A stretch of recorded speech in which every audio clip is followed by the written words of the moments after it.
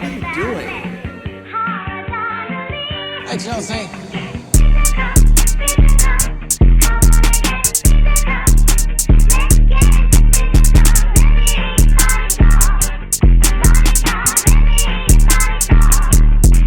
Hi, everybody, and thank you for tuning in to Body Talk with Chelz, the Natural Body Hottie. Today is a very special episode. We have our very first male guest being interviewed today. This person is very near and dear to my heart. If you know, you know. If not, you'll find out later on. I'll let him go ahead and introduce himself. Hi, everybody. I'm Brooklyn Hughes. Thank you for having me. We about to turn up. We about to have fun. I'm a photographer. You can follow me at I am underscore 365 underscore photography. That's who I be. That's who I am. Well, thank you for being on the show today. This has been a long time coming. A long periodically time. Yeah. Yeah, very long. So I'm going to just jump right into it. As you know, we always talk about body positivity, body confidence, and pretty much everything body.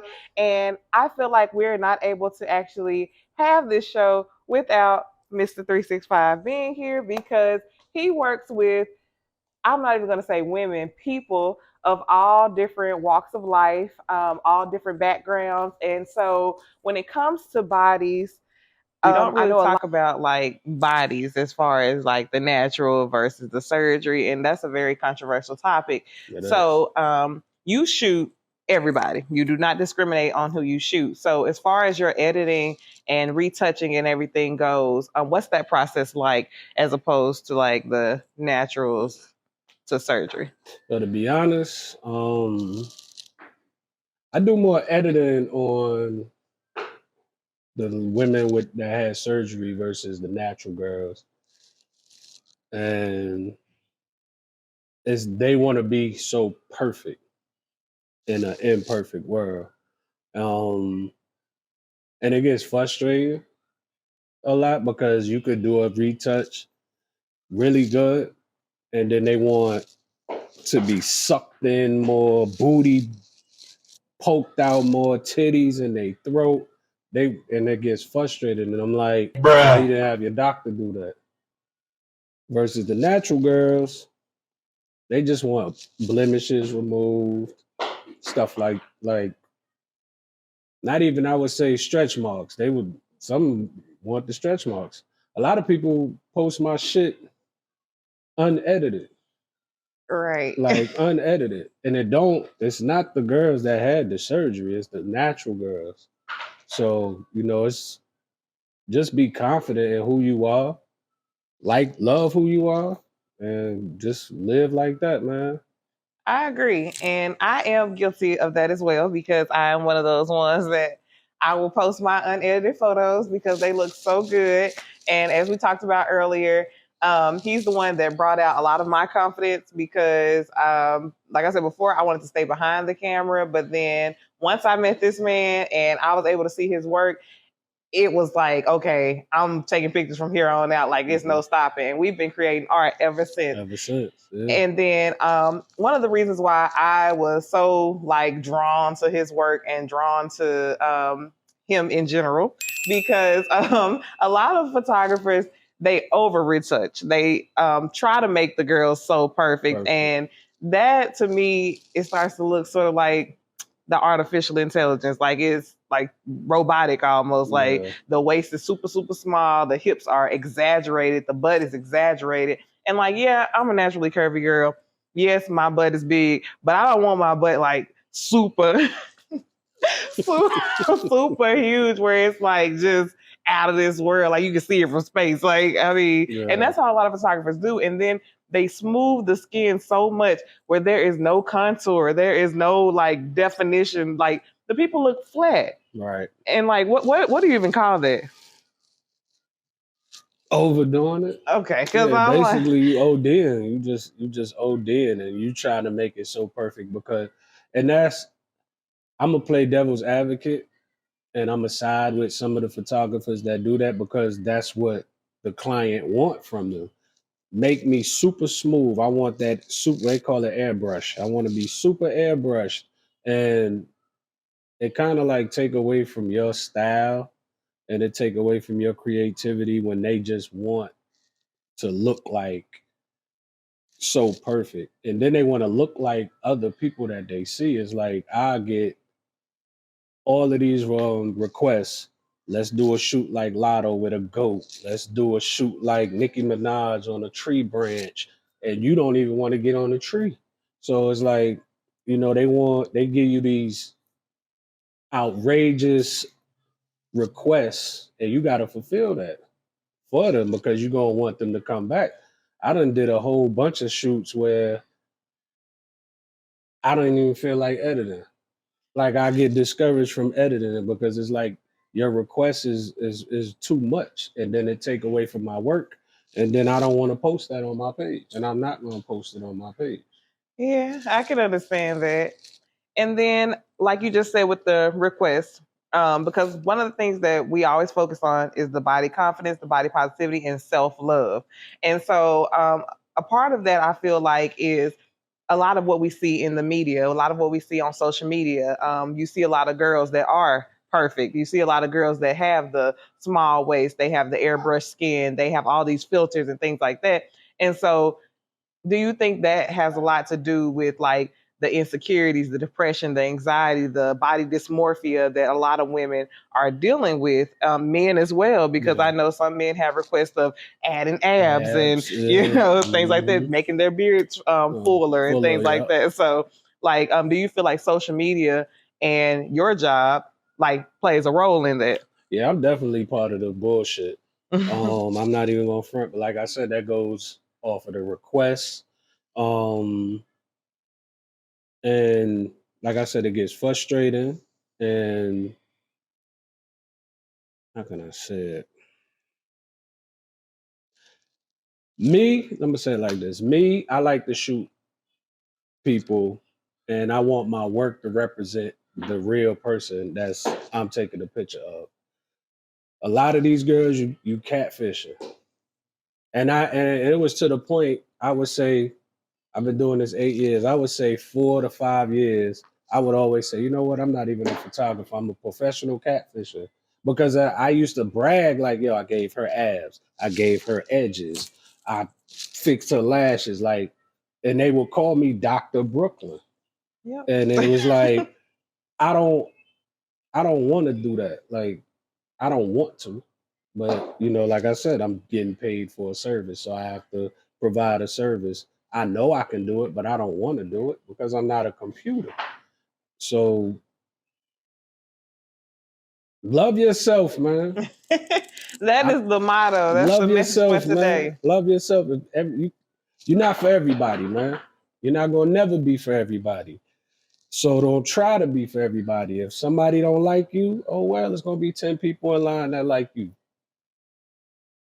Or love you. You know what I'm saying? Exactly. Yeah. And that's the thing that even like what you said earlier, as far as some of the photographers, they do that over editing, they do over retouch and do the polished airbrush work. And like you said, it's just not your style, Right. but you will if you get that request. So like you said, you're not for everybody. Right. But as far as like clients reaching out to you and them actually, I guess, having these outlandish requests and things like that, has there ever been anybody that you've turned away?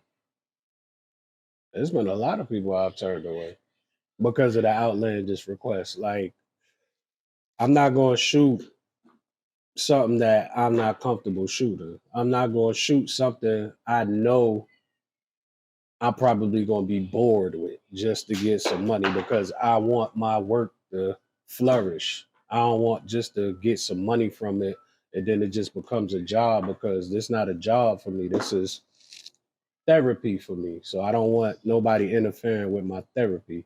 So I mean, that pretty much answered my question, honestly, because, and I'm actually glad you said something about therapy because in the Black community, we don't talk about it enough. Right. We don't talk about mental health. We don't talk about coping. We don't talk about outlets that you need for, depression, anxiety, anything that you may be dealing with. And I know At the time I met you, I was in a very dark space. I was in a bad place, honestly. As I said, I was dealing with issues with my insecurities and not really loving myself or not loving everything about myself, I'd say. And so when you shot me, that became an outlet for me. I know that helped me with my confidence. That, made me sort of do a double take in the mirror and, go back and look at myself like, oh, I do sort of, look pretty good because I've never really saw myself from that point of view, I'd say. And so, yes, I feel like photography, that is a great outlet, even as far as taking the photos and telling a story and capturing it and, just the whole process. Because I've been around you all these years now. You've been my mentor, you've been my best friend, and so much more. And so, what do you mean by that? like, just watching it from start to finish, like the people coming in, because I know you've said many times before, you're a vibe. Right. And regardless of how the person feels when they step into the studio, you set the tone for your shoots. So it could be somebody coming in here having a bad day. They're crying. They're frustrated. They're, just upset. They don't want to do a shoot because I've been there several times. And he's had to, right. He's had to give me a pep talk. Vegas too. Vegas. He had to pull me out of my funk. And then it's like, once I saw those pictures, I'm like, okay, like, what was I even upset about? What was I even frustrated about? Like, yeah. So just let him work, which is what I do. But going back on topic, because we got off a little bit. Yeah. So males that come in and they shoot with you, because I know you shoot a lot of men. And a lot of people outside looking in, they think that you just shoot big booty chocolate women. I'm not even gonna say just women. Chocolate women. Yummy. They try to categorize you, and like, why is that? I guess those are the clients I shoot the most. Big booty chocolate women. I can't help that, and then some of my best work is with big booty chocolate women. Sherry Houston's, Rachel. Oh, yeah. Okay. So I've done some of my best work with y'all, and y'all give me y'all all, and then y'all all natural. So I ain't not knocking the BBL community because I got some dope ass work with them as well. Like, right. It's certain ones that come in here and they come to work, and a lot of them just come in here just to post a pic on Instagram for the moment. And I'm not really just into you just coming in here just to post a picture on Instagram. I want you to come in my studio and let's create something that is timeless. I want to do timeless photo shoots. I don't want to do what's popping at the moment. Exactly. Yeah, that's why I ain't do no Barbie shoots. What else was trending? Little Mermaid. Like, I wasn't doing none of that because it was just everybody just is oversaturated. So, I try to stay within my creativity when I do put out my work. And I learned this from 2020. You put out your best work. Don't just put out what's trending. And I always noticed that he doesn't do Christmas shoots. That's really 2020 photography. 2020 photography 3. I learned a lot from him. Nomad Images 405. That's my mentor, my big brother. He teaches me. I don't see him doing Christmas shoots. I don't really see him doing Valentine's Day shoots. He stay within his niche. So once you start trying to go outside of your niche too much, you start becoming oversaturated and you start becoming like a trendy photographer. And then people will just get tired of you because you're a trendy photographer. You did what everybody else did. I have not done that maternity shoot everybody was doing where they had the girl floating from the balloons. It was overdone. Like, it's burnt out. If I see it again, I'll probably start back drinking. Oh no. Well, we don't need that, so stay off of Instagram. Right. But I'm glad you actually said that about a lot of people coming in and just wanting to post a picture, just wanting content, things like that. So I know that your photos have helped build so much confidence in a lot of people. Have you had some people that have come in and they've started out very insecure, having low self-esteem, and then after their first shoot with you, not saying that their confidence hasn't been boosted, but they've almost gotten like an arrogance, or their ego has sort of gone to their heads. Yeah. Do you see that a lot? I see it a lot because it's an addiction. And Is it an addiction? it's Like, an addiction for the clout. It's an addiction, the attention you get in. It's an addiction. So that's when they come in here and start trying to do the cliche shoots or the same type shoots everybody else doing. Like I said, Lotto with the goat. I don't have no goat in here. but you can get one. I can get a goat. Shout out to Q, Jungle Kingdom. You know what I'm saying? But it's annoying, man. It's annoying to see people come from a humble place, they get to a certain level, and then they feel like they're better than you, and you help them get to that place. And it's like they forget about that. They get in their head, they listening to their fans that just want them to do what everybody else is doing. And it's sickening, man. It's very sickening to see people act like that, man. You get 1 million followers, but out of the 1 million followers, 10 of the people you know. Yeah. Like I got 249K followers right now. And then in my close friends, I have about 8 people. The 200 and the other ones, I don't know y'all.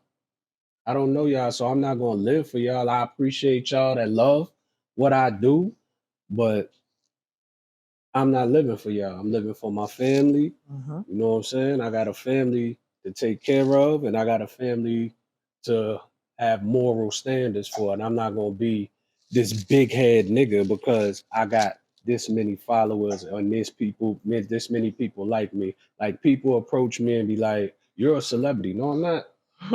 I'm a regular dude. I got issues like everybody, like real life issues. Why let an app blow my head up? Right. And I know a lot of people, even that I've seen, they like to name drop. They like to, I guess that's for clout and attention as well. And you're not one of those people. Like, you're very humble. Like, you are one of the people that you see everybody pretty much the same. Yeah. It doesn't matter their sexuality. It doesn't matter their race. It doesn't matter their gender. It doesn't matter where they're from, like background, social standing. Like, you literally treat everybody exactly the same. Right. And like, what has helped you with that? Because I know a lot of photographers, they even put it in their bio: celebrity photographer, celebrity hairstylist, celebrity. It's like they have to put that in there just to show I shoot celebrities. But you're not one of those people. Yeah, I don't even post. If you look at my page, the celebrities I've shot is rarely on there. I was outside of Johnny, because Johnny comes to work. But a Right. lot of celebrities, they don't come to work. They fall into that. I just want to take a picture to post on Instagram or Twitter, whatever platform. Even videos too. But I don't have to do that because I was known for in basketball. My pictures on the wall in high school.